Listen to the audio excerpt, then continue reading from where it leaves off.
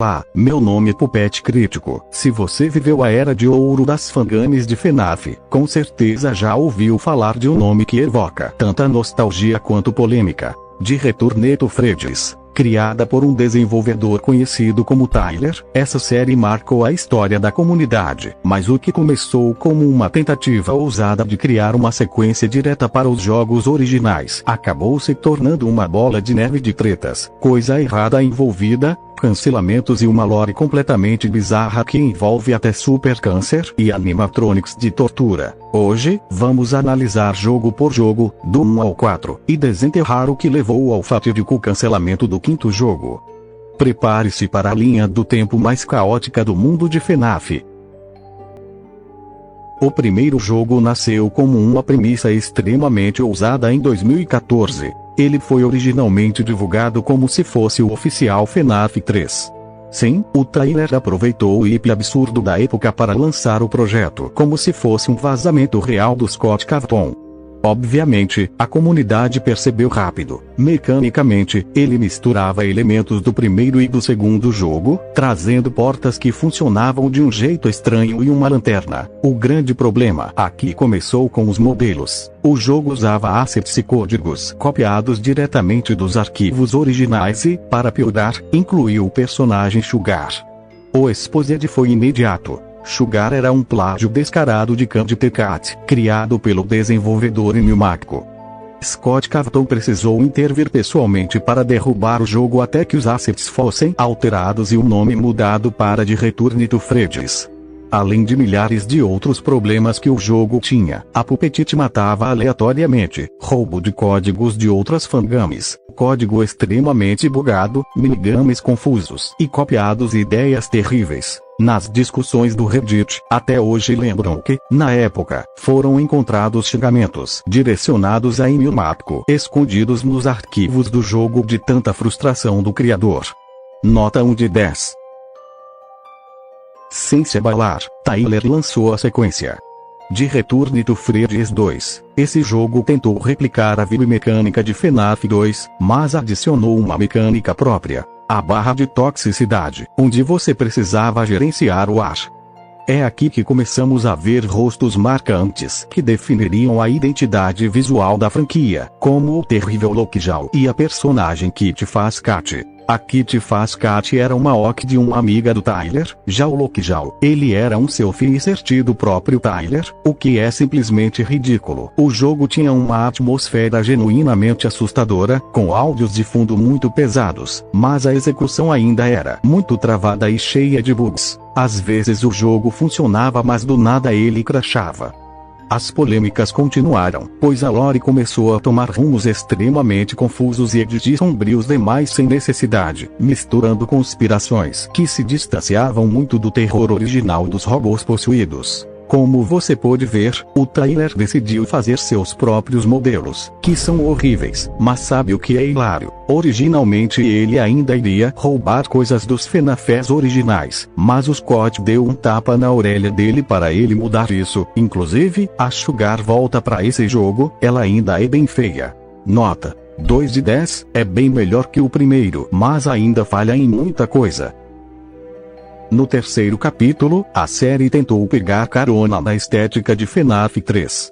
O jogo se passa em uma ambientação muito mais destruída e escura. Aqui, o destaque vai para o aprimoramento visual e para a introdução de mecânicas mais complexas envolvendo as câmeras e sistemas de áudio. Quando você começa o jogo, você tem um texto escrito dedicado ao amor da minha vida, Kitty Fazcat, o que é muito tosco. Inclusive, a lore desse jogo é uma cópia da do FNAF 3, mas ao invés de ser uma atração de terror, aqui foi um parque de diversões comprado por adolescentes. Incrível! Por algum raio de motivo o Tyler achou que seria uma ótima ideia fazer um escritório enorme, o que só deixou o jogo mais feio. Esse jogo copia muita coisa do FNAF 3 original, então você também tem minigames após as noites, mas eles são todos iguais e ruins. Nesses jogos nós também temos final ruim e bom, e eu fiz nenhum dos dois porque eu estava com preguiça. Mas no final do jogo, descobrimos que o animatronic lendário matou algumas crianças, e o lugar é demolido. Tipo, que isso não faz o menor sentido. Personagens antigos como o Foxy, Chica, Bonnie, Freddy e Kit Kat ganharam versões mais destruídas e bizarras, e também tivemos essa cobra muito feia e o terrível Lockjaw se consolidou como o grande antagonista central. Mas a essa altura, a reputação do Tyler na comunidade já estava manchada por seu histórico de temperamento e a forma como lidava com críticas. Embora a ambientação recebesse elogios, os usuários criticavam o design de jogo inconsistente e a história, que estava prestes a explodir em pura loucura no próximo título. Nota: 1,5, pior que o segundo jogo, mas melhor que o primeiro. O quarto jogo é considerado por muitos o pico técnico da série original. Lançado antes mesmo do próprio FNAF 4 oficial sair, ele adotou um estilo visual muito mais polido, usando modelos 3D que pareciam finalmente originais e bem renderizados. Você estava em um escritório com um corredor na sua frente onde os animatronics podem passar correndo. Para se proteger, você tem que se esconder no armário ou soltar um gás bem baitola neles. O jogo não tem tanto conteúdo hilário como os títulos anteriores, mas ele tem minigames após as noites. Em um dos minigames, vemos esse William Maconha escorregando em um sabonete e morrendo dentro do Golden Lockjaw. Esse é o ápice da franquia. O clima do jogo era excelente, e o visual de Lockjaw e dos outros animatronics estava genuinamente assustador. Porém, foi aqui que a lore oficial, revelada em textos e minigames extras chamados de The Dread Full Truth, virou piada na comunidade. A história revelava que os animatronics não eram apenas possuídos por crianças humanas, mas sim fruto de um experimento governamental japonês de 1942 para salvar pessoas de um super câncer altamente contagioso, transferindo almas para máquinas. Para completar, a história inseria máfias de drogas e um cientista que tomava uma poção que dava 90% de imortalidade e perda de fertilidade. Sim, essa era a lore. Nota: 3 de 10, eu amei o retorno do Freddy 4. Enfim, falado de todos os jogos, vamos falar das polêmicas dele. Com o sucesso do 4, a expectativa para The Return to Freddy 5 era gigantesca. Ele prometia ser um jogo revolucionário na Unreal Engine 4, com movimentação livre, múltiplos andares e gráficos de última geração que bateriam de frente com qualquer outra fangame de FNAF. Trailers foram lançados e o hype foi ao teto, mas os bastidores eram um caos absoluto, amplamente documentados nas comunidades do Reddit. Histórico de plágio e ego. A comunidade nunca esqueceu o roubo de código e de designs, como o da Sugar, do passado, o que gerava um clima constante de desconfiança sobre o Tyler.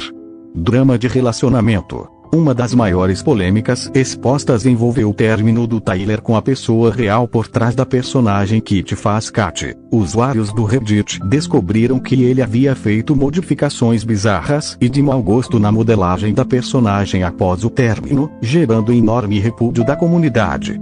A dança das cadeiras no desenvolvimento. O projeto do quinto jogo mudou de mãos inúmeras vezes.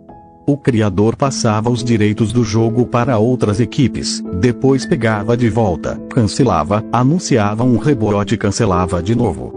E vários outros problemas na produção. O Tyler não sabia dirigir um jogo daquele tamanho e, além disso, ele anunciava e cancelava inúmeros projetos todos os dias. Um dos exemplos mais infames foi o cancelado jogo Frankenbortis, que iria se passar em um puteiro. É sério, eu não estou zoando. Eventualmente, a pressão das críticas pesadas, as brigas internas da equipe sobre o controle do código e o desgaste mental do próprio Tyler com os exposeds e ataques que sofria na internet selaram o destino do projeto. O tão sonhado TRTF5 foi cancelado em sua versão original, deixando apenas algumas demos inacabadas e conceitos jogados na internet. No fim das contas, The Return to Freddy se tornou um marco. Uma série que provou o quanto a comunidade de FNAF é apaixonada, mas também o quanto os bastidores da internet podem ser caóticos. Entre certos visuais marcantes, como o Lockjaw e erros bizarros de lore e plágio, a obra do Tyler permanece viva na memória de quem viveu aquela época. E curiosamente existe muitos fan-remakes sobre essa obra tão comentada, e eles dão de 10 a 0 nos jogos originais. E você? Lembrava da polêmica da Sugar ou da história do Super Câncer? Deixe seu comentário aqui embaixo, se inscreva no canal e até o próximo vídeo.